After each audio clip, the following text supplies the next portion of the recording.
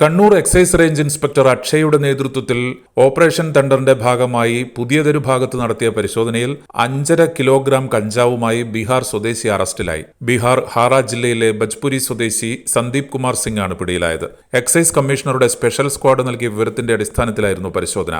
അന്തർ സംസ്ഥാന കഞ്ചാവ് കടത്ത് സംഘത്തിലെ പ്രധാനിയാണ് പിടിയിലായത്. ബീഹാറിൽ നിന്ന് കഞ്ചാവ് കണ്ണൂരിലെത്തിച്ച് മൊത്ത വിൽപ്പന നടത്തുന്നതാണ് ഇയാളുടെ രീതി. മുൻപും നിരവധി തവണ കഞ്ചാവ് കണ്ണൂരിലെത്തിച്ചിട്ടുണ്ടെന്നാണ് ചോദ്യം ചെയ്യലിൽ ലഭിച്ച വിവരം. Assistant excise inspector Shanilkumar CP, Santhosh MK, Khalid T, preventive officer Sajith M, Sujith, squad അംഗങ്ങളായ Jaleesh P, Prasanna MK, Bineesh K തുടങ്ങിയവർ പരിശോധനാ സംഘത്തിലുണ്ടായിരുന്നു.